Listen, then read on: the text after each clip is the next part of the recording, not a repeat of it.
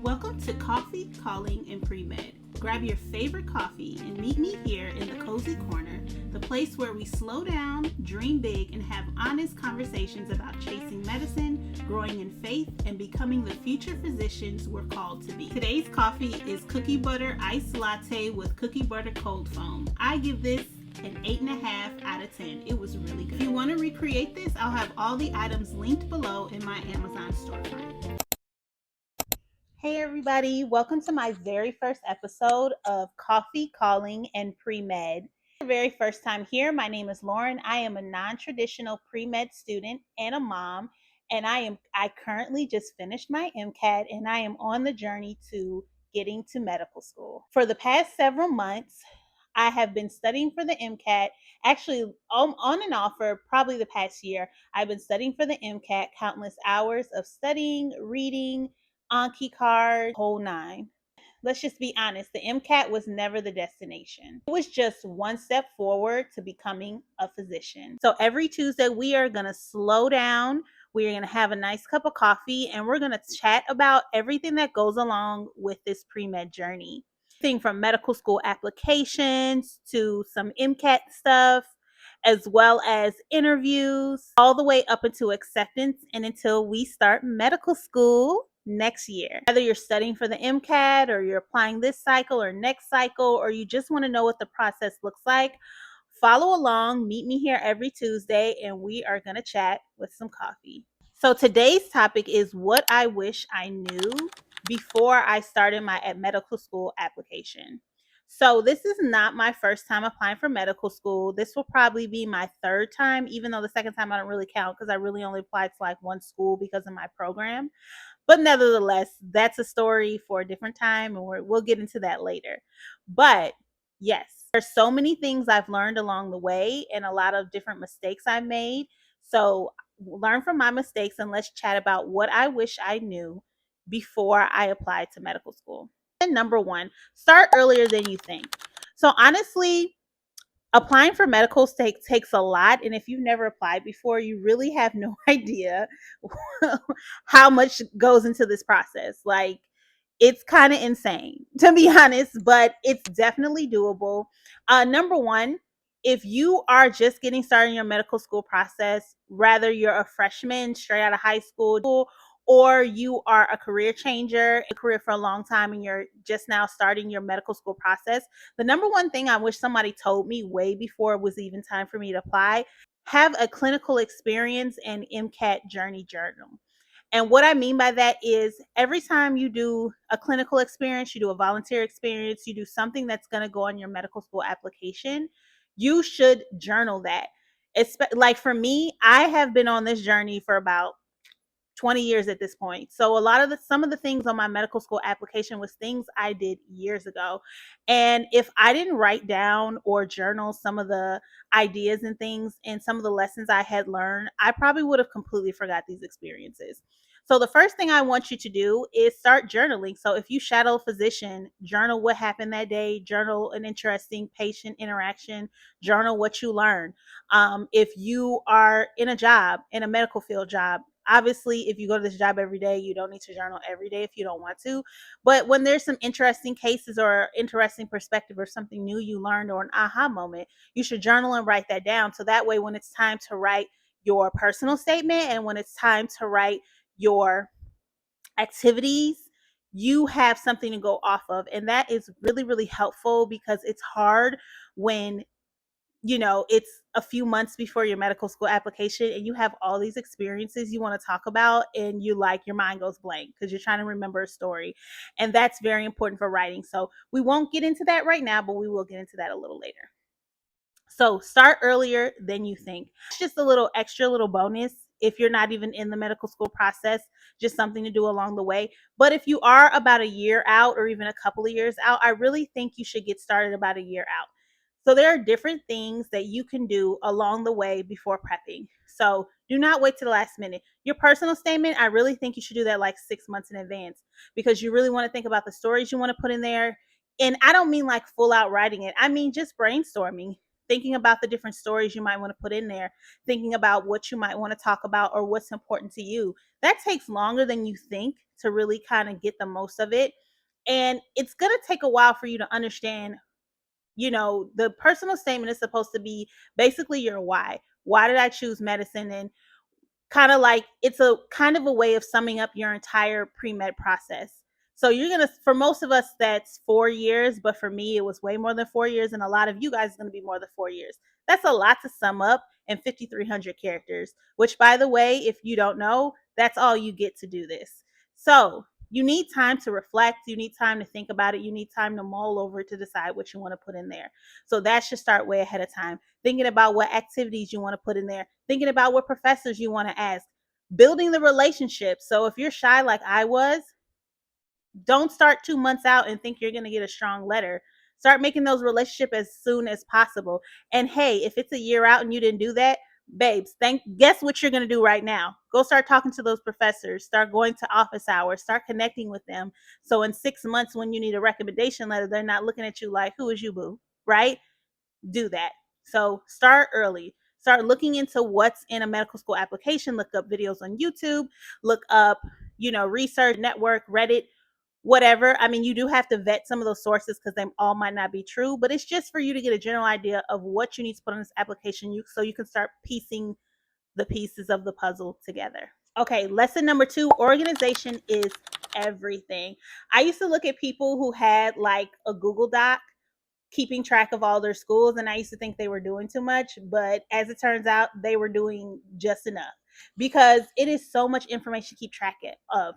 If you're applying to 20 different schools, you have to keep track of all those schools' deadlines, all those school requirements, because a lot of the schools have completely different requirements, what recommendation letters they want, what recommendation letters you can send, how many recommendation letters you can send, when is their final deadline for their secondary, when did you get their secondary, 2 weeks from the time you got their secondary that you have to turn in.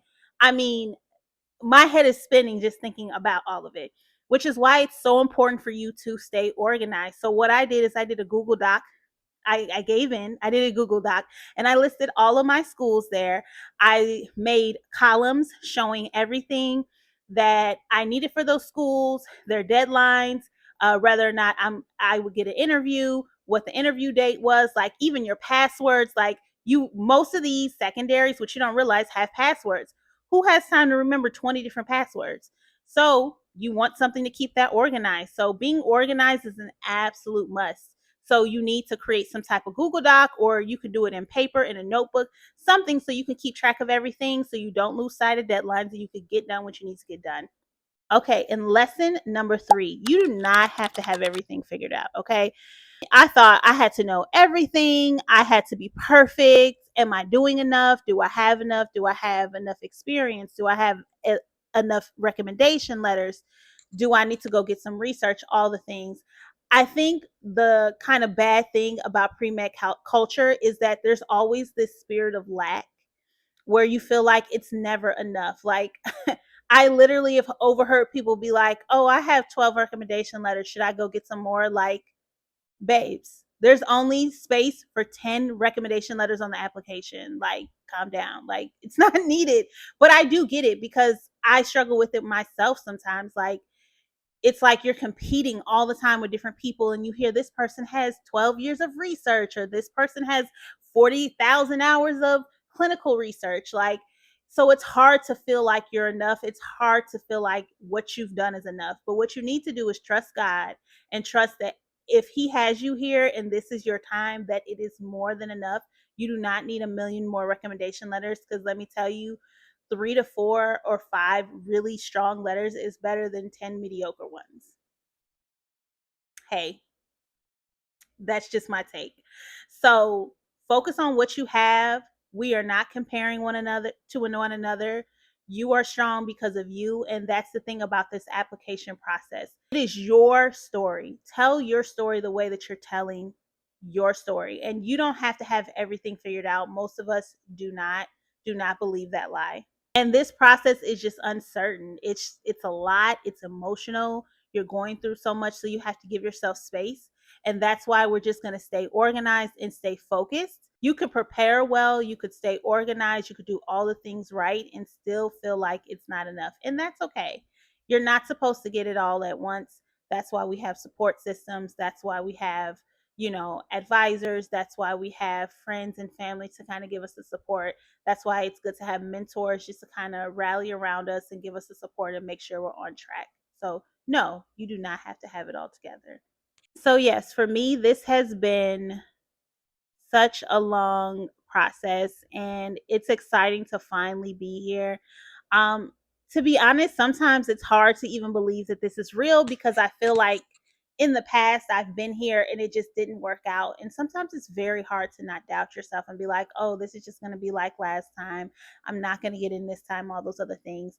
But I know this time is different because I just have a new attitude. I have a new outlook. And I truly believe in my heart that if God is for me, who can be against me? I am already chosen because God chose me for this career, which means it does not matter what anybody says. I am a physician. I am God. I am called to this position, and nobody can take that away from me. And I think walking in that confidence and walking and trusting God in my journey has really made a huge difference in this process this time. I'm not filled with a bunch of self doubt and a bunch of fear, but I'm strong in the Lord and confidence. And He that started a work in me will be faithful to complete it. And if you really look in the Bible and in the Word, there are so many people. There's King David, there's Joseph, there's um, Moses, all of them, God gave them a promise and it was not fulfilled for years. And they just stayed faithful, did what they were supposed to, and they eventually saw their promise come true. And I believe that is for me as well. So if you are going through this journey, if you feel lonely, if you feel like you're the only person going through this thing or that you're constantly failing, you're not enough, you are not alone. I have felt all those things. And let me tell you, if this is what God has for you, it is for you. It is going to happen. And it doesn't matter how many times you have to take that MCAT. I took it 4 times. It does not matter how many times you have to apply. If you trust that this is what God wants you to do, keep going, keep moving. Do not give up. So, over the next few weeks, I'm a little behind, y'all. I vlogged so much with my MCAT journey, but I did not post it. So over the next few weeks, you guys will be getting my last couple of MCAT journey videos along with my final MCAT video where I actually go take the MCAT. And then I will be vlogging, showing you my application process in real time. Comment down below if there's any specific videos or any things you guys want to talk about, rather the different things I did in my application process. If you want me to explain the application process in full, or even share with you guys some of the tips and tricks that I have learned over the years, because I have learned quite a few things, let me know and I'll definitely make a video about it. If you need help with any MCAT or MCAT resources, I have paid resources as well as free resources. I have that linked down in my description as well. Before we wrap up, I want to leave you guys with this week's calling. So this week's calling of the week comes from Proverbs 3:5-6. Trust in the Lord with all your heart and lean not unto your own understanding. In all your ways acknowledge Him, and He will make your path straight. This scripture, it really speaks to me because it talks about how we don't have to have it all figured out. As long as you put your trust in God, He will take care of it. So our job is obedience. His job is the outcome. This week's study essential of the week is my mistake tracker. One of the biggest turnarounds in my MCAT score this time around was tracking every mistake that I made and using it to hone in on what I need to really study so I wasn't wasting any time. So I will link that down in the description below, and keep an eye out as I will be posting a full walkthrough of my tracker coming in some episodes coming up soon.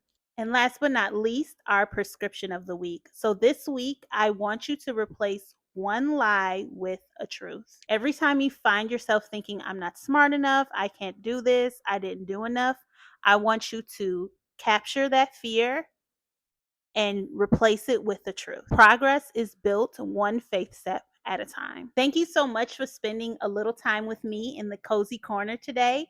If this conversation encouraged you, I'd love for you to subscribe and join our community.